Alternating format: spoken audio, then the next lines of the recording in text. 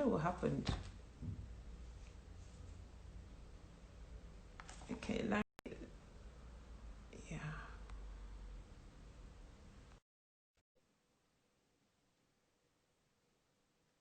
Whoa, we're back. Thank God. I was like, what happened? Yeah, I thought it was me, and then I realized it was. I think the feed just went off. It just went up, yeah. And someone said it went up for everyone. So Yeah, because Bissell said it went off for her too. So I thought it was me until she said it went off for her. and the sad thing is, it didn't give us a chance to even save it. But anyway, no problem. We continue. So yes, go on. You were talking about resilience and yes, being a boundary pusher. Yes. Yeah, so I think it gives you, positions you to actually realize, because I think I pushed a few boundaries in my time, and I suffered the consequences more often than not. And I think most of the time I did suffer the consequences, I happily put my hand up and say that was deserved. But I think also, I mean, one of the biggest gifts my mom and her family gave me Yeah. was the gift of unconditional love, where not in a you can do anything, because my mom is a very principled woman, has a very strong sense of right and wrong. Right. But even within the framework of that right and wrong, there was that, I think I told you the story. I mean, one of the defining moments in my life was, Yes. I think I was 15 or I just turned 16, and I got expelled. You know what? I think I might have to give you a background to the other half of my academic experience. So, okay. So, when I said I wasn't challenged academically, it's because, to be honest, I felt I had nothing to prove to myself. I mean, by the time I finished primary school, I knew that, look, I knew I was, as I said, I was cooking with gas. I knew, and learning came easily to me. And I mean, I'll give you about 2 or 3 examples just to highlight how easily, when I say learning came easily to me. Yeah. But also, there are also examples of Larry, the boundary pusher. So I think in the equivalent of year 8, so that would have been JS2. So that's the equivalent of year 8. I fell out with my French teacher. Okay. And my mom might be hearing the story for the first time. So, Mom, I love you. So I fell out with my French teacher, and she accused me of something that I didn't believe I did. Okay. And she gave me an ultimatum that I apologize for what she says I did. Okay. But I didn't. And for me, I was like, there's no way that you're getting me to apologize for something I didn't do. And so her position was, okay, either you apologize for this or I'm kicking you off my class. And I told her where she could put her class. And so now it created a problem for me, because the next year we had our GSS exams, which are the year 9 exams, which are like a national exam. Yeah. So I was now a subject short. So when I went because it's either French, I think it was French or PE. So I went to the PE teacher to say, okay, here's my brother. She laughed me out. That, okay, please get out. That I'm not taking you on my. So I was now a subject short. So I didn't tell my parents. This is what I'm saying. My mom might be hearing this for the first time. Oh, she's just joined, so she didn't hear anything. That's fine. So, so, so I was now a subject short. Okay. So that was JS2. So the next year, JS3, the same thing happened with my art teacher. And my art teacher again accused me of doing something. I was like, nah, I've done this dance before. I'm not apologizing for something I didn't do. Again, she said, you either apologize or you get yeah, and I told her where she could go with her class. So I now had a problem. I was now 2 subjects short. Yeah. Okay. So at this point, I now went to my mom and I was like, okay, Mom, I have a problem. I got kicked off art. This was probably like a month, maybe 5 weeks to the exams, to the GSS exams. So the art teacher kicking me will probably happen like in the first term. But I didn't tell my mom. I think maybe like the third term. So it was like, okay. So I have a problem. Also, I went to the music teacher because it was art or music, and he laughed in my face and told me to get out. Again, same thing. So I went to my mom and I said, I have a problem. So my mom's younger sister is a music teacher. She also was at the time. So my mom arranged for her to go and have a meeting with my music teacher, which she did, and they reached an agreement where she promised him that if he allows her to tutor me through the curriculum, that I won't fail the exam. So he allowed those terms. So I think for the next 3 weeks, every day. I'm not sure if we did weekends. Every day we went through the 3-year curriculum because I dropped it in I think I dropped it in Form 1. Went through the 3-year curriculum and I got an A. So for me, it was like, that's, so it wasn't, now my aunt is a great teacher, so I'm not taking anything away from her, but it was kind of like 3 weeks to go through a curriculum, not a challenge. 2 years later, in fact, let me give you an indication of the kind of boy I was. Just the people who know me now think I'm a nice guy. So like I used to sit, because in my school, the architecture is very weird. So the doors entrance was at the back of the class.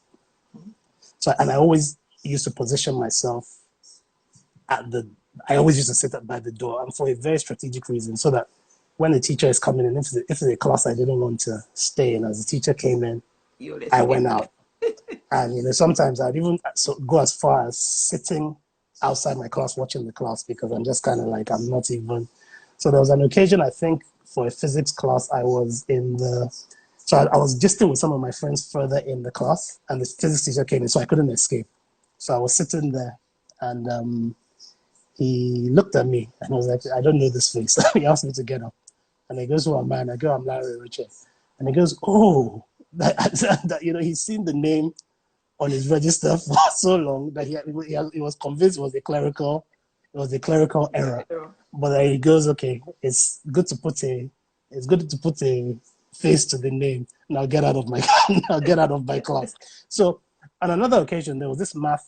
So in fact, it was so bad for me that there'd be times that I'd walk into class and I'd find out that we had a test, or I'd walk into class and I'd have this look. All my classmates would have this look on their face, like, "Where have you been?" And I'll be like, "What happened?" And "Oh, you just missed a test." And that thing used to happen to me over and over and over again. So I think there was one occasion that I think I was in the class when the maths teacher kind of announced that, "Okay, in 2 weeks, I'm going to test you on everything you've learned this year." Okay. I was like, okay. Given that I've not attended the class, I haven't learned anything. But then I don't know why, I just set myself a challenge that day. I said I was going to spend the next 2 weeks going through the maths textbook to actually just see how well and in those 2 weeks, I did that every day for 2 weeks. I got the highest score in the class, to the point that even to this day, a lot of my classmates believe I cheated.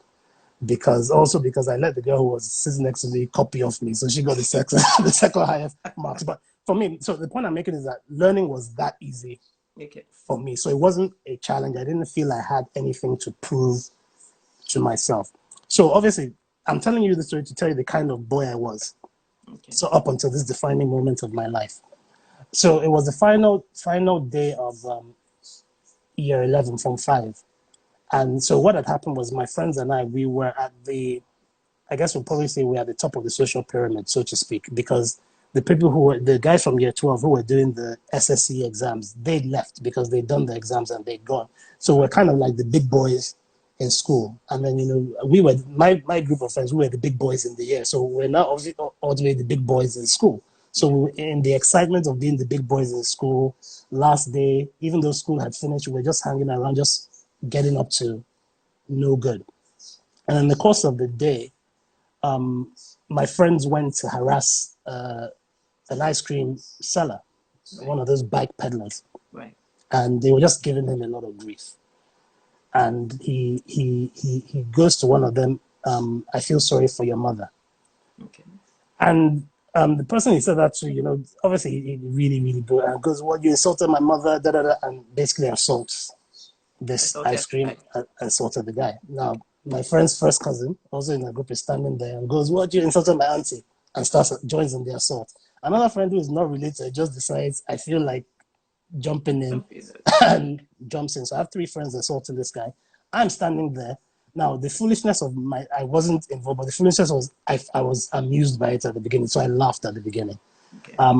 Then, at some point when the thing was going on, I saw that the ice cream guy brought out like a makeshift weapon.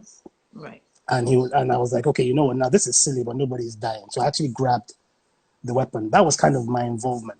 Okay. But then after they assaulted him, they now moved things further. They kind of pushed his wares on the ground, and that's the wrong thing to do in a school full of children high on it being the last day. They literally rushed this guy's high school, and they took all his stuff. So obviously he didn't make any money.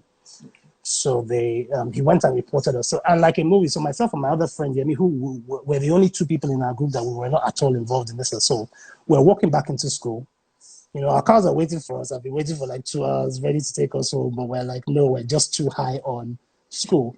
And like a movie, this car just drives up, just parks in front of us. Three men jump out of it, grab the two of us, and throw us into this car and then drive it because we're on the university campus. So they took us to the detention place in the university campus.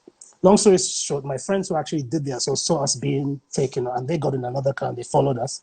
Yeah. They came to the venue. They insisted to everybody, you've got the wrong guys. These are the two guys who literally didn't do anything. Take us instead. We are the guys, but they refused. Long story short, my principal said that the only way she's releasing us, we were in this detention room for hours. Okay. My principal told us that the only way we're getting off is if we sign an agreement taking full responsibility. Now, I'll never do that. But then I was kind of like, you know, if I get to go home, you know, if that's what will get me to go home. So essentially, because I signed that thing, I got suspended. Okay.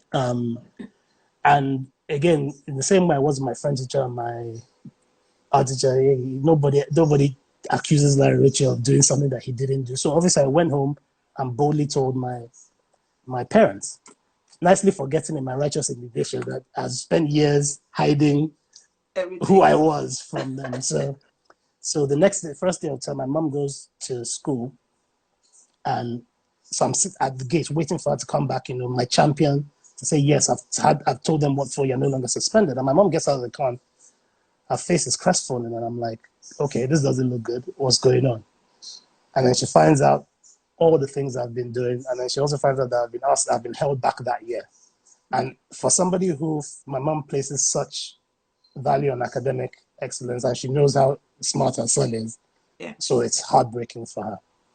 And I'm having to sit there, and for the first time, it dawns on me what I've done to my mother. And I'm listening to her, and I'm just thinking, oh my gosh, I've killed this woman. Because the challenge is my mom was based in Abuja, so she used to work for the federal government, and I was probably about 12 or 13. The president moved everybody to Abuja, so she had to go to Abuja. So, and my dad has never been the most hands-on dad in the world. So I was able to work my way around, to work the system. Get away with a lot. Exactly. So that was the first moment in my life it dawned on me that, oh my gosh, what have I done to this woman? So I was sitting there watching her world kind of fall apart. And then my mom says the weirdest thing in the middle of all this. And I'm thinking, and she goes, oh, but I met your form teacher.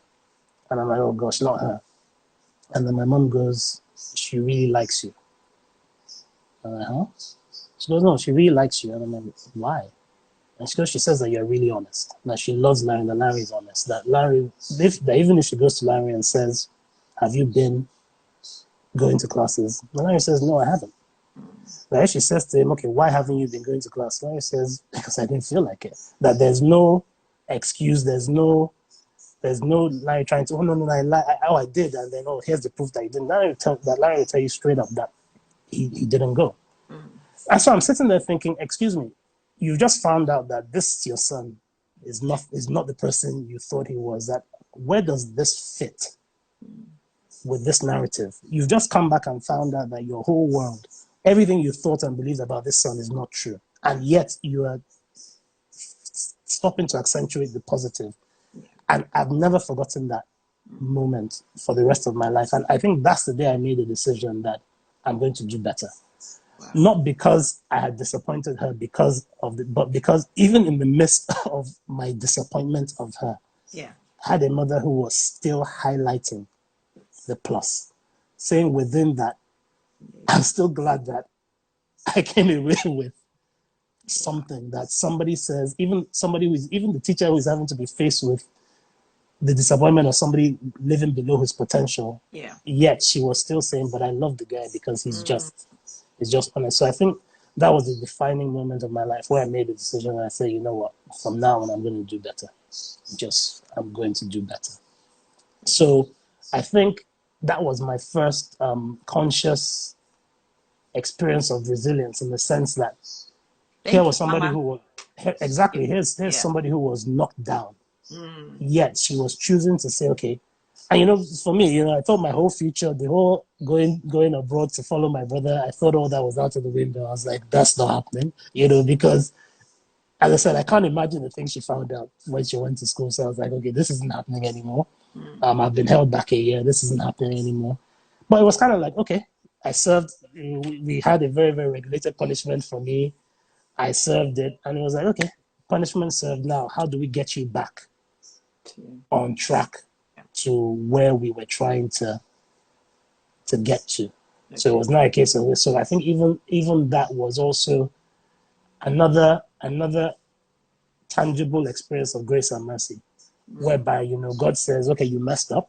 We need to clean up your mess. There's no running away from, because she didn't do me the service by saying, no, Lanre. So it's not the kind of unconditional love where she did me the service and said, oh, no, don't worry about it. We'll get over it. I still served my punishment. I still served my time. Yeah. But she now said, but it hasn't changed my plans for you. You know, my plans for you are still to give you the best. And That's I God. still, exactly. And I still Yes. believe enough in you to commit to this best on your behalf. So I think for me, that was the first tangible experience of, okay, this is what it means to be resilient, to get up. Because my mom, one word I would associate with my mom is resilient. So that ability to say life throws you curveballs, life knocks you down. Yeah. But the question is always, life may have knocked you down, but are you going to stay down? Or are you actually going to get up, dust yourself off, do what you need to do, and start again? Yeah. Yeah. Yeah. So that So was probably the defining the moment. midst of adversity highlights the silver linings. You Yeah. look for the Yeah. light. Always look for, because that's something that I do till today. What's the worst that can happen is one of my, and I don't ask it in a flippant way. I ask it in a, okay, actually, what's the worst that can happen? You know, let's actually, not even let's imagine it, but let's actually see what the worst is. Because, and that's why I said that boundary pusher, you know, the worst, you know, I always tease that I always say that, you know, I got enough beatings and discipline from my siblings combined. Because, so for me, it's like, okay, is that the worst that will happen? Okay, you know, so it wasn't a deterrent when I wanted to do something the next time, because I was like, okay, you do the crime, you do the time, Yeah. and you can get up, you live to do the crime another day. So it's kind of like, So what would you say to someone who has a son or daughter who was like you, who is like you, well, or so what I you was would gonna, like? If you know what I was gonna joke when my mom came back on. I was gonna, or when I was talking to her the first time, I was gonna say, you know, be proud of the man I am, not the boy I Yeah. was. And the thing is, you know, and I said it the last time we were on that, you know, don't put a full stop where God has put a comma.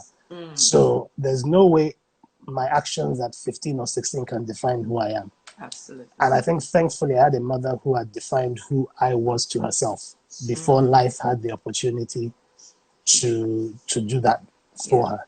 So it's always so if you have a child who is in that, you have to, you know, I tell a lot of parents that sometimes, you know, you're a 40-something-year-old parent, you have a 13 or a 14-year-old, and you don't realize that you are analyzing that 14-year-old's choices through your 40-something-year-old mind. And you're expecting of that 13-year-old the ability to understand what you needed another 30 plus years to figure out. They haven't had the benefit of that 30 plus years, but you want them to act. And then you also forget what you were like when you were Absolutely. We 13. forget. Yeah. And then so all of you're placing a burden on your children that's so unrealistic, because you are not meeting them at where they are. You are meeting them at where you think they ought to be. And where you think they ought to be was formed by, again, what you are. I'm not the guy I was when I was 15 or 16. I'm just not. So for me to, and can I be honest with you, I don't look back on the guy. I'm not ashamed of that guy, because that guy lived according to, you know, I said my mom was in Abuja. And my mom is a fantastic mom. I wouldn't swap my mom for any. And I'm not saying this because she's on. You know, I'm actually not. I wouldn't. But He is a you, lovely person. she is, but because she was in Abuja, the truth of the matter, and because of the nature of the kind of person my dad is, Yeah. you know, at my wedding, my immediate younger brother was the best man, and he said something at our wedding. He goes that me and my older brother essentially raised him, and for me, you know, even though I was like cringing, why would you say that? But I was like, the truth is, because for me, when I look back at my life, I had to figure it out A lot of myself. things. So Yeah. I had to figure out a lot of things myself, because there was no direction for me in that sense. So I had to figure out a lot. So when I look back at that guy, I look back at him through those lenses. He was a guy who had to figure it out, And yes, if you give a 15 or a 14-year-old the opportunity to figure it out according to his own interests, according to his own, because I didn't know what life looked like. So for me, I know now that it wasn't that excelling at academics wasn't about proving anything to myself, but I didn't know that then.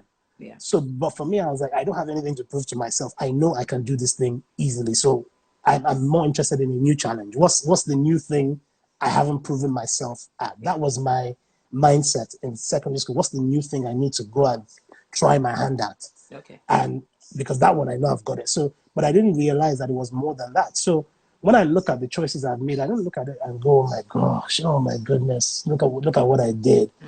See how I was. No, I look at it within the context of that's who that guy was in that season of his life, and given the his reality. Yeah. Even when I look at my mom and my dad, sometimes when I was younger, I'd be like, oh, they could have. The older I got, the more I started to analyze them within their own context, within their own reality. And when I started to, in fact, that later that day, I'm talking about my mom. So my dad comes home, and I think my dad, he's also broken by it, because my dad is usually a shouter or he delivered the corporal punishment. But I think on this day, he himself was so broken. And he sat down and he sat me down and he started asking me, the usual questions that, Larry, that, this question was, how has he failed me? And he said, so he named about 3 or 4 things, which I can't remember. Didn't I do this? Didn't I do that? Didn't I do this? Didn't I do that? Yeah. And he asked me, and I remember sitting there as a 15 or 16-year-old thinking, is that what you think is that all you think a father does? Just those 3 or 4 things? Mm-hmm. And I think for a moment I was like, okay, on one hand, I feel sad as your son that I think I know that a father does more than that. But then something flipped in my head, and then I asked myself a question. I said, actually, wait a minute, but if I was going to assess him on those 3 or 4 things he named, would I say he did them or he didn't do them? Okay. And when I looked at him, I said, okay, do you know what? He did those things. And I remember making a decision that day that, okay, I'm no longer going to measure my dad by who I think he ought to be. I'm actually going to measure him by who he is. And now, who he is it has some deficiencies compared to who I want him to be. But I think it's a fairer measure to measure him according to who he is. And that also turned around. Exactly. That also turned around because I don't think before that day, I'm not sure I'm not sure I even liked my dad. But Larry, let me stop you. How can a 15-year-old boy figure that? Because even now, we still measure people by who we think they should be. So how could a 15-year-old boy figure that? You have to ask him. But because I don't know. I think for me, I was probably still in that moment of what my mom had done. Okay. So because I know, they say, he who receives mercy has to give out mercy. So I think I was still in that whole worldview of the grace that was extended to me. That's the only way I can explain it. I just naturally just extended it to the first person who had a need for it. Because I just remember sitting there thinking, okay, fair enough. If that's what you think being a dad is, okay, well done. I give you that. There's nothing else I can say. So I'll have to find a way to deal with my disappointment that you didn't know that I needed more than that from you. And I guess also I was also in a humbled state because my whole reality, my whole reality, I didn't know what the future held. So maybe I was in a very merciful and gracious place. But I think on that day I just made a decision that so I kind of made 2 life-changing decisions that day. One, that I would never put my mom through that again, and 2, that I would do my best to measure my dad according to more fairer scales, which are not Lanre's scales. Yeah. Okay. One of the things you said you learned to figure things out by yourself. Yeah. But then when we were having a conversation the other day, you said something about being intentional about choosing your relationship. Yes. So how did that come about? When you learned to figure out things out by yourself, why didn't you just say, I don't need anybody, I can figure things out? How did you now become more intentional? Well, the truth is, there are people who think they can make things happen through sheer force of will. Okay. Right? I'm not one of those people. I'm one of those people that believe that you need a plan for every goal. So, for instance, one of the things that I figured out, even beyond what I'm saying, I figured out that the example that my dad had set Yeah. was not the example I wanted to follow Okay. as a husband or a father. Okay. And I know a lot of people who they have all this, I don't want to be like a dad like my dad or a mom like my mom, that kind of thing. But the challenge, and I think it was Bissola's Pastor Omami who said this, said you become the product of whatever you focus on, for good or for bad. So sometimes we think, you only become the product of a good thing. No, you've become anything you behold, you become, is the way he phrased it. Yeah. And so too many people are like, I don't want to be like this person, but they keep it in front of them. Yeah. But I felt I'd got all the information I needed from him. So I understood that this is not the model I want to follow. Okay. But in understanding that that's not enough. Okay. So what that information did for me was it highlighted an area of a big gap for me. So I looked from him and I looked to my gap and I had a problem. How do I fill this gap? Now, being in a community like Jesus House was fantastic for me because Bessa and I got married, amongst our peers, we got married fairly early. Right. And so I had a challenge because my friends were single. So none of them could help me achieve that goal of being a good husband and a good dad. Yeah. Because they weren't husbands to begin with. So I looked around my environment. So that's why I have a lot of friends now who are 5 to 10 years older than me because they were the people who, when I looked at them, I looked at their marriages, I looked at the way they used to handle their wives. Yeah. And I said, I need to be in that space. Okay. I need to be in that space because I'm not focused on the thing I'm not trying to be. I'm focused on the gap that it has left me. And I'm trying to identify what I need to. So I focus on who are the people who have what I need and where's the space. I think I was telling you that, so even when I was single, so the Jesus House, when they started doing couples weekend and Pastor Aga and Pastor Ife used to do marital things, I used to scam and scheme my way into being able to attend, even when I was single. So I used to do things like I learned how to do the multimedia, the sound mixer. And why did I do that? Because I knew that there was a period that I worked in the office. Yeah. So I knew that the guys who normally do it, they have to finish their day jobs and then drive in. So I knew that a lot of times they were late. Okay. Sometimes they had to cancel, they couldn't make it. So I put myself forward to be the in-house guy so I went to them to say, teach me how to do this thing. So because there'd be times when they're running late or they'll just be like, look, the inconvenience for them. So they turn to Lanre and say, Lanre, can you do it? So I do it so that at least when Pastor Ago or Pastor Ivy are teaching on marriage, I'm in the room. So I'm listening and I'm learning because I'm in the room. So even though and then they always knew I was in the room because as soon as I started talking about sex, Pastor Ago just go, Larry, out. So I was like, how did you know I was there? But they'd always send me out when they were talking about sex. And then I do things like, because a lot of the things, particularly, in a church setting, are women driven. So when they're doing things like couples weekend, they'd always need a physical hand to carry things. And I'd always volunteer for those things. Oh, no, I'll do it. I'll carry it. I'll go with you. I'll accompany you. Oh, he's such a nice guy. Nah, man. The guy was actually trying to position himself in a place where he could identify the gap. Wow. Where he could fill the gap he had identified in his life. Yeah. And then I also adopted a whole bunch of big brothers and mentors, people who, from me, it was like, you have what I need. So I need to be in your space. Right. Pastor Ago, Pastor Shola, Pastor Badge, then the Boyga DJs, so all those kind of guys who I used to look at and say, you guys have what I want. I need you. I need to be in your space. So I started hanging around all these big brothers who became friends to the point that, a lot of my closest friends are 5, 6, 7 years older than me because the foundation of our friendship was that you guys have what I'm desperate for. Yeah. I need to position myself where you are so I can benefit from what you have.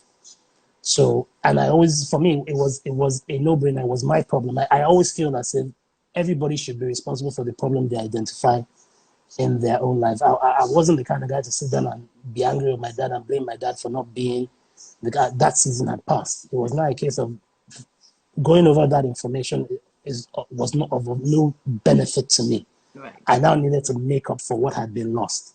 And the easiest way was to actually say, in the community I'm in. Now, not everybody is that community. Nowadays, there are online things. We now live in such a global community but there are opportunities for anything that a person wants to do, wants to learn. You can be intentional about it. Just say, okay, where am I deficient? What are the gaps I need to plug? where do I need to immerse myself, and just take it from there. This is amazing. Everybody's been talking about strategic positioning, being intentional, and it's so true. In fact, what did Sister Abby say?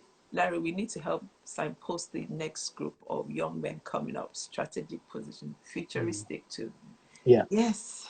Be responsible for the problem you identify in your life. But a lot of times we wait for people to be responsible for us, but we don't take responsibility. No. I heard it said once, I don't know how to quote it. It said that the moment you identify the source of a problem, you can no longer use it as an excuse.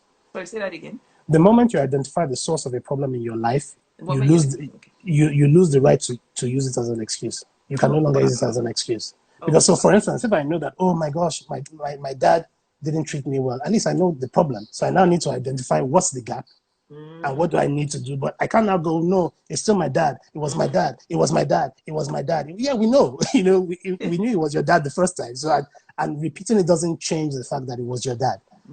My husband, my wife, my uncle. We know. So nobody's denying that it happened. But parking on what happened, you're just rehashing the very thing that you're trying to move on from. Yeah. You're just replicating it. That just becomes the narrative of your mind. Yeah. The very thing you're trying to shake becomes the thing you continue to meditate on, the thing you continue to digest. So it's almost like the person you're trying to run away from, you're carrying the person on your back. And then you keep looking over your shoulder and like, you're still here. Yeah, he's still here because you're carrying him on your back. Yeah. So you have to recognize, okay, that's how I got where I got. So that means I need something and somewhere else to move me on. But again, how I keep saying this, how do you, because there's so many of us that are not like you, Larry. Is it a gift, or how did you get to that place where you recognize that I need help? I need to be intentional about the relationships I get into. And then, the other thing I wanted to ask. Yes. Is all these relationships, we know that human beings are not perfect. Yes. How were you able to look above the flaws in their lives and say, it doesn't matter, I still stick with this person and get what I want from this person? Okay. So I'll answer the second question first. I hope I remember this first question after. So like one of the things my dad and my parents gave me, and my dad particularly because my dad is a social butterfly, we were raised in community. Okay. We've never functioned in isolation. So I had a bunch of uncles and aunties and up close and fun people because my parents are fun, good people who attracted fun, good people. So brother said I trained him well. Don't mind him. That's my younger brother. Oh, that's your younger brother. Don't mind him. Don't mind him. So we had this community, and so we had all these uncles and aunties in our lives, and you could see. And we had different uncles for. You have an uncle who my younger brother would do. He's very, very. What's the word? He's loose-lipped in the sense that he just throws expletives left and right. But you see, one thing you can take from that uncle is that you get the truth. Okay. I have another uncle who is fun, a good time guy, who treats you.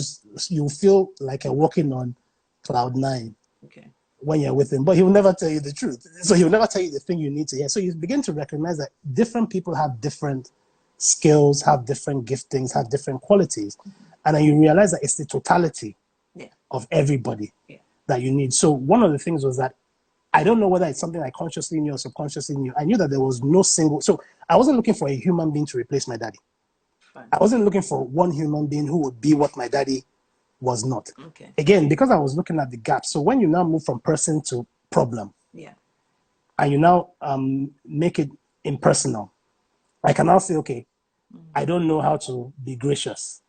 I don't know how to be patient. Yeah. I don't know how to control my temper. You can break down into, okay, these are the problems I have. Yeah. Now, it may be from Boyega I learn patience. It may be from Adeojoma I learn time management. It may be from, so as opposed to looking for a singular human being that will fit, that embodies everything, because only Jesus is that person, I can now say, okay, what can I get from that person and be grateful for it and be willing to be in that person's space, but also to invest in that person's space in exchange for that quality. Because so there's no person I've met that I thought, oh my gosh, this is the person who I'm modeling my life after. No. I've always met individuals who I said, I love that about you. Yeah. I mean, Pastor Bad, I always tell him that, you treat your wife with such tenderness that it's almost as if, she'll break. And I love that. So I looked at that and I I took that and I'm like, and there's a lot of benefits from it. So I look at Pastor, I'm like, so I look at your husband, I'm looking at Pastor, I'm looking at different people and I'm saying, I like that. I like that. I like that. I like that. So as opposed to saying, no, you have to be the replacement for what I lost. It's where are the qualities? What quality do you have? That if that's the only quality you have, that's good. It can work for me, and and I'm happy to be at your service and be in your word. So even my friends, even to today, I still observe them. I have friends who, on the outside you think, oh, the wife is the nicer, the sweeter one, but I know better because I'm in their space and I see that the wife is that way because the husband creates the room for her to just be herself. Yeah. And then I look at her and I'm like, okay, I want a bit of that. I have another husband that the wife, before she has even said I want, it's available. Okay, so it's still just looking at saying, what do I need? What do I want? Where is it found? Right. How do I get into my life? So, and as I promised, I've forgotten the first question. What was the first question? I think it was, I know I said many people are not like you. Yes.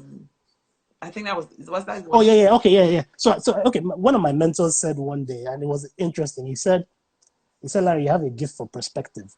Okay, yes. And I was like, okay, that's interesting. But the setting in which he said it was where we went on a retreat, and it was a Jesus House retreat, and there was another group, Abigail's Court, who were the elderly women. They were also on that retreat. So I'm saying, so when we were leaving, he couldn't find the suitcase. Okay. So I was like, okay, where did you put it? So we asked all the basic questions. Did you bring it down? Oh, yes, I did. Where did you put it? Put it there. So everybody was scrambling for the suitcase. And so for me, because when he said you have to give, I was like, I'm not sure that's the case, but I see where it comes from. Because even up until I've had a conversation in the past 3 days where everything that everybody has echoed, oh, that's an interesting perspective. It's something I get told a lot, perspective. But I said that I think, and I could be wrong, I think the gift I have is the ability to ask the right questions. That's what I think. Because in that situation, the questions I asked is, where did you put it? Okay, Jesus House, there was another Jesus House event here, right? Okay, so I asked the person, did you put the suitcases in the exact same place? Yes, we did. Okay, they're elderly women, so I bet you they didn't load their suitcases themselves. Who helped them load and offload? They identified. So by the time I asked all those questions, I said, your suitcase is on that bus. So it was like, no, are you sure? I said, your suitcase is on that bus. But I said, you know what, just to be sure, let's wait. Let's not leave with that certainty. And I remember everybody else was crying, and I sat down and I picked up a newspaper and I started reading it. And he was looking at me. I said, "Why?" I said, your suitcase is on that bus. Because there's no point in me getting up and running around just to make you feel happy that I am making an effort. I've told you your suitcase is on that bus because I've looked at all the information available. It's the most logical answer. Your suitcase. So anyway, we tried to get people on the bus. We couldn't. So we said, okay, since we can't get any people on the bus, they left an hour ago. It takes them an hour and like 10 minutes. So I said, ask your wife to stay at church. Okay. Call your wife as soon as they get to, she should make sure she's at that bus, check if your suitcase is on it. But we'll wait. There's no hurry. We'll wait. I've got my newspaper. No hurry. We'll chill. His wife, we call his wife when the bus arrives. Your suitcase is on, is on the bus. And he turned to me and he goes, you got the gift of perspective. I know what you're about. Because it's not even just the fact that you knew it was on the bus. Like after you concluded I was on the bus, you just chilled. And I said, yeah, I'd collected all the information. And all the information suggested that was the most likely thing. That yes, we can. And the reason why I believe that's my gift, because one thing I can say, and my mother will probably testify, that I've been told since I was young is, Larry, you ask a lot of questions. Like, why not? Why? I was that child who. But when you were growing up, did they ever stop, or did your mom or dad, or no? did they ever try to stop you from asking? No. Well, it was mainly my mom I directed the questions to because again, the lay of the land, but my mom was my pal. Honestly, we sit down and I'd sit down with her. I think my mom loved it because I'd sit down and say, tell me about your day. I'd ask about, and just because I couldn't do it, I was 7, 8, I couldn't do anything, but it was just, I was interested. I was curious, but it was the information I was getting was teaching me more about her, how she felt about work, how she felt about her siblings, how she felt about life. But I was just always just asking questions. And what I know that has happened is that the questions I've asked as I've grown and matured, the questions have refined. I've been able to identify what question is a waste of time. Okay. But one thing that has been consistent through my life, I ask questions. So when something happens to me, I think I said the other day, when I'm faced with a setback, the first two questions I ask as a Christian, ever since I became a Christian, is God still on the throne? And does he still love me? Okay. Because what I'm saying is that as long as this issue has not taken God's supremacy or his love, Yeah. I can plow ahead. So even when I hit a setback, the first thing I always do is I meet it with a question. And I'm always trying to identify what's the right question to ask. You know, somebody did something to me that wasn't nice. I don't, you know, we're very prone to react emotionally. But the emotional reaction will take care of itself. I'll give you an example. I'll give you an example from Hangout Cafe. So obviously I did mine the week before. Bisola did hers the week after. Yeah. And one thing that was said a lot was, Bisola, yours was so real. Yours was so real. Yours was so real. And sometimes I can be quite literal. So as I'm hearing everybody say, Bisola is so real, I think, sorry, are they implying that mine was so fake? So because I was thinking, but wait a minute now, but that was my reality. And the thing just kept echoing. It's so real. So after a while, I was like, you know what? No. This is not even funny anymore. What do they mean that it's so real? And I think after like the fourth, and this was over days. This wasn't like one day. So I people think after coming to you to say no, that. people were. Well, she was. I heard some people say it, and then she Okay. was telling me what people had said. Okay. So I think for me, I was kind of like, what do they mean? That mine was real. So after a while, I said, okay, Larry, do you know what? Calm down. Let's look at this thing. And you know, as I started asking the questions, and I actually reached a conclusion, whether it's true or not. I actually reached a conclusion that a lot of the times that people use the word real, what they actually mean is relatable, in the sense that I can relate to that, I hear that, I feel that, I get that, I can see that. And then when I now switch the words from real to relatable, I thought, yeah, I can get why business was more relatable than mine. You know, so all of a sudden it was like there was just a switch in my head that, yeah, that I get that. I have no problem with that. But I had to deal with what that word real was representing to me. Yeah. And I then framed it in a different way and realized, actually, no, I guess what they're really saying is they could connect and they could relate to what Bisa was saying a lot more. And I was like, oh, yeah, that's all women. Oh, yeah, they were, of course, of course. But that's why I'm saying that in the middle of your emotional reaction, you are not processing even that fact you just made. I'm happy that you said it and not me. But yeah, I wasn't processing that, but that's actually what happened. But it was that's all I was hearing. Yeah. But if I had just gone with my emotional response to the stimuli I was engaging with, it would have taken me on the but because my thing is to stop and actually say, you know, let's actually look at this and what are the questions that I need to ask? What's the information I need? I was actually doing is just people have just said yours was real too, Larry. Oh no! Don't get me wrong. I know that because it was real to me. So, but I was just saying that for me, you know, it was just I needed to get to that point. I said a lot of times that people use that word real. They don't mean it real as opposed to fake. Yeah. You know, they mean it real as if I can relate to that. I can see how you would have reacted that way. And I go, okay, that I can do. Just a simple word substitution. But it's really more about the power of our emotions that even when we have all the information to hand, and that's what I mean by asking the right questions. The thing about the right question is that the right question will not always lead you to the answer you want, but the right question will always lead you to the answer you need. And that's something that a lot of people need to grapple with. A lot of reasons why we don't necessarily ask the question. Again, because of people that are taking notes. The right question. I said the right question won't lead you to the answer you want to hear. Won't necessarily lead you to the answer you want to hear. Okay. But the right question will lead you. So it could be that I'm single, and while it's easier to say it's all the men's fault or it's all the women's fault, asking the right question may actually lead me to areas in my life that I have to develop. Okay. Now, that may not be the answer I wanted to hear. It's more comforting to believe that it's everybody else's fault. Yeah. But if the issue is actually in me, it is better for me to know it's in me so that I can do the work to move past this stage. Okay. It may not be comfortable, it may not be pleasant, it may not make me feel nice, but I need, and that's the thing. So when somebody says asking the right question, it's not about wisdom. It's really about being able to identify what the situation is demanding of you or of whoever the situation is. And the thing about an inquisitive mind, to actually be able to ask the right questions, you have to be comfortable with I don't know. Because an inquisitive mind has to empty itself of everything it knows to make room for the things it doesn't know. And too many people are not willing to do that. too many people are too precious about what they think they know, how they acquired the knowledge. I did an MBA, I have a PhD, I did all that. There's nothing you can learn in this life that gives you the totality of knowledge. So, but an inquisitive mind is always willing to say, you know, everything I know, let's put you over here right now. Yeah. Let's create room for what I don't know. Okay. And then I can now, from what I've now learned, I can now decide what I don't want to keep. I can bend that and I can take back what I already knew and put it back. I don't lose anything by actually being able to say, I actually don't know. I don't know. Okay, guys, if you have questions, put them in the question box, Yes. please. There was a question that was asked.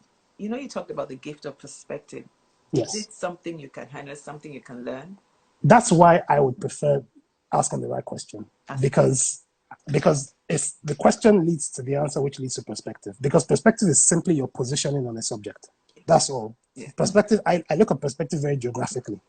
So if I'm standing at the bottom of a mountain, my view will be different from on the top of the mountain. Yeah. But the actual way to change my view is to climb the mountain. Yeah. Do you understand? So it's not, so I can't go, well, I'm at the bottom of the mountain. This is all I can see. So when I say, the reason why I prefer asking the right question, it just shows that there is a process to actually being able to shift your perspective. In geographical terms, it's walking a path that you wouldn't necessarily have walked. But if I can't see what I need to see from down here, I need to climb up. Yeah. So if I don't have the answers that I'm getting, I may need to change my questions.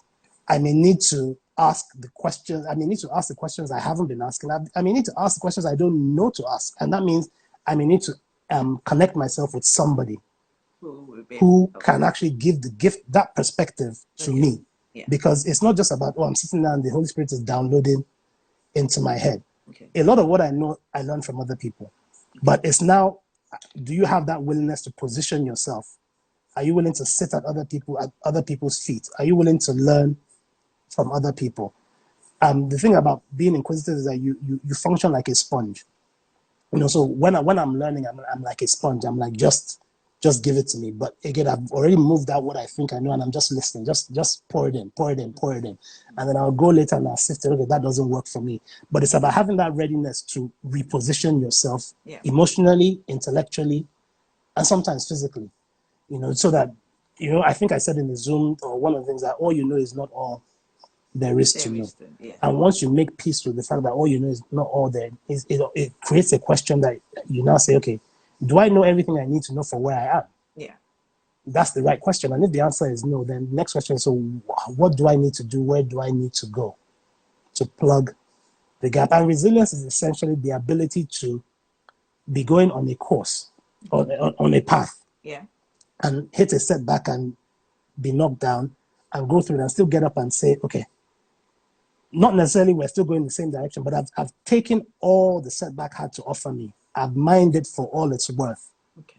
And I'm getting up and I'm continuing to go. It may shift my trajectory a little. So like, for instance, when Bisola and I were focused on getting a child, that was our focus. Yeah. Then we got the doctor's report. We shifted focus. Our focus is going to be on being intentional about God and being intentional about each other. That was a new focus, but it was, we need to shift focus. Yeah. One thing we cannot let the setback take from us is focus.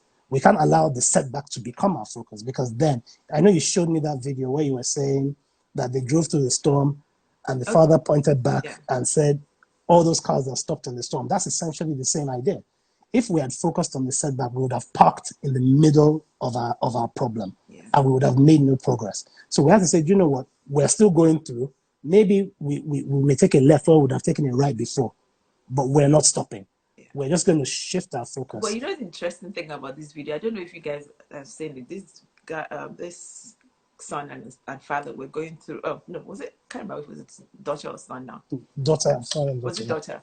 And the daughter was driving, first time driver, and the storm came, and she wanted to stop, and the father kept saying, "Go on, go on." And then it was, come to long story short, they got through the storm, and the father said, "Okay, so what lesson have we learned?" And she said, "Oh, she said the storm is still raging behind us." That was the first thing. Raging, yes. Yeah. So what lesson have you, was that what she said she learned? That's what she said at first. I said, what else? What else is there? I said, those cars, all the cars that, because she wanted to stop at several points, and he said, keep going. Yeah. And then he said to us, so all those cars that stopped, when I told you to keep going, what can you tell me about them? And he says, they're actually still in the storm. in the storm. Yeah. We're out of it. Yeah. We kept going and we're out of it. They stopped and they're still in it. So they're not going to make any progress until the storm is over. And I guess the point it was making is that you don't need to, the storm doesn't need to be over for you to make progress. Yeah. Yeah. But then now you brought another perspective, remember? Yes. The person that kept her calm during the storm was the father. Yes, the father had a peace, and it's simply because the father's actions her actions were guided by what she was feeling and her ignorance. Yeah. Because the video says she was a first-time driver. Yeah. So she had limited experience. Yeah. And she had limited knowledge. Yeah. But her father had experience and knowledge that gave him peace.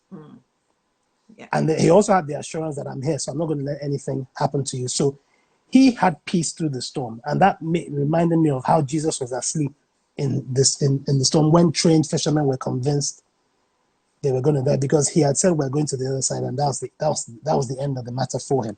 But the father had a peace that guided his daughter. So she didn't, and that's how it is with God sometimes. And you know, when I said the last time I was on, that our relationship with God is one of trust and knowledge. He has all knowledge, we have all trust. Yeah. And all that girl needed to do was trust the words of her father. That's all she needed to do. Yeah. Trust his words and keep going. And too often we are like, no, God, I don't trust you enough, I'm pulling over. And that's how a lot of us are. No, God, I don't trust you enough, I'm pulling over.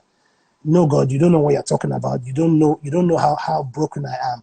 You don't know how messed up I am. You don't know how many mistakes I've made. Trust me, God, I'm not the person you want to be driving this car. You know, okay, I'm going to pull over. We're not going to stop. I'm just going to pull over. You come and drive. You know, so those are the conversations we have with God, when really we should be like that daughter who says, okay, I'm still scared. I still don't know what we're going to do, but you're my dad. And you say I should keep going. Yeah. That's good enough for me. Yeah. And that's the kind of resilience we need to. I love the story of when David Ziklag, when they went to raid, when he was running from Saul, and they came back and they found that all their wives and their children had been carted away. Yeah. And the logical thing to do would be to go after them. And what does David do? Even while his men are trying to stone him, he says, I want to find out what God has to say. I want to find out what... And God still echoed what... So I'm sure his men were like, why did you need to check that? He said, God still told you. But in David's mind, David was like, there's a possibility that God might say otherwise. Absolutely. And because my trust is in him, I would rather put my money on what he says than put my money on what I think. And that's what I mean about when you have that, when you know that you don't know enough to live your life, and then you know that I can partner with the one who does, and also the ones he has placed in my life. Yeah. Then all of a sudden, you not knowing is okay. You're okay not knowing. You're okay. You're comfortable with question marks. You're comfortable with I don't know. Your life can become about looking for answers as opposed to being upset that you don't have them. You become comfortable with actually, it's okay not to know. It's okay to not have the answer to every problem. It's okay to not have a solution for everything. Sometimes who I know is more important than what I know. You know, and sometimes, you know, it's just connecting with the right person. Yeah. And they know the same way all that girl needed to get to was her connection to the right person, who was her dad. So resilience is not really just about bouncing back from knockdowns. Resilience is about pressing on. Because I had a goal. You know, I said that you need a plan for every goal. Now, I think a lot of plans are preferences at the start because we don't anticipate the obstacles a lot of the times. But obstacles should not be abandonments of plans. They should be invitations to review your plan. Yeah. And to now re-strategize and reposition and start again. And that for me is essentially what resilience is. That look, this guy who did his level best to mess up his life, you know, still had moments, opportunities in his life that were offered to him. But as much as the opportunities were offered, I had to take them. Because, you know, as much as my life turned at 15 or 16, my biggest challenges were in the next 4 or 5 years. So you think that, oh, my mindset turning will now open my life to all these wonderful opportunities. No, they actually opened my life to probably some of the toughest years of my life. But those were the years when the resilience that was sown was forged. Because then it was like life was then just throwing haymakers and uppercuts, lefts, rights, and from every angle. And it was now a case of how am I going to survive this? Because I feel like I'm drowning. I feel like, I was 18. I mean, my parents' marriage wasn't. I mean, I said I have three half brothers. So my parents' marriage wasn't ideal as such. But then when I was 18 and in the UK, I got word that my dad had left. So, and that affected us financially. So it affected us in a whole bunch of ways. I went to my housemaster one day for my allowance, and it was like, oh, you don't have any. In fact, you guys are in arrears. And that was my first introduction to the concept of owing. For me, I was like in a foreign country, in boarding house where there's nobody in my life. Yeah. And I'm having to deal with the concept of owing. And then I go to university. I can only do university for a year because the problem continues. And it's kind of like, then I have to relocate to London, which I hated at the time. Okay. And, it's kind of like, but London brought me to Jesus House. Jesus House brought me to a community of people and then in that community, I was able to now start to build my life again, brick by painful brick, by painful brick, by painful brick. So it wasn't as though, oh, yes, Larry figured it out at 15, 16. Oh no, between the years between 16 and 22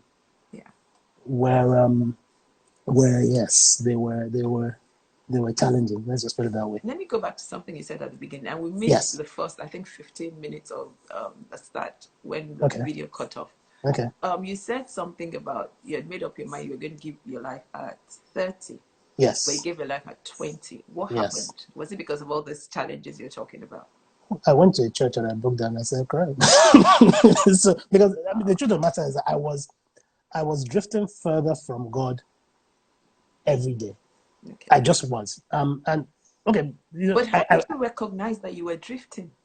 Well, because I as I said, I've always from my background, from little, I've always prayed. I've always believed that when I pray, God will answer. But it was never. I didn't have a foundation like in the Word, so to speak. Even though I'd read my Bible, I'd done Sunday school, so we know the Bible. So I'd read the Bible, but I hadn't made a hard connection with the Word.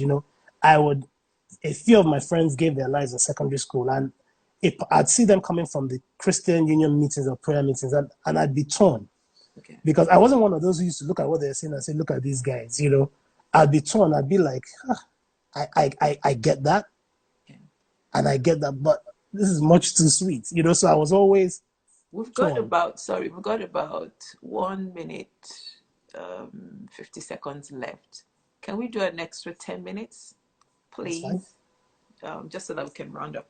Okay, when it cuts up, then I'll okay. So I think so for me, it was like, I was always like torn. But I think the further, particularly when I came to the UK, the further I drifted from, even though at every place I went, there was always like a church community that I somehow got a connection to. Okay. But my vice wasn't smoking or drinking. My vice was women. That was, I liked women. So that was, and I was going further and further and further and further away. Okay. Went to church one day in front of the cool kids. I broke down and I started crying, and I found myself walking to the altar. And every time consequently that I tried, I think the thing that really did it for me is that every time consequently I tried to live the life I was living, I would break down and cry. I just didn't understand it. So I'd be with a girl, I'd break down and cry. And it's just like, what exactly is going on? And it got to a point where I said, okay, God, I get it. Okay, hold it there. Let me log off and then we'll come back in. Please come back and join us. Okay. See you guys soon. No worries.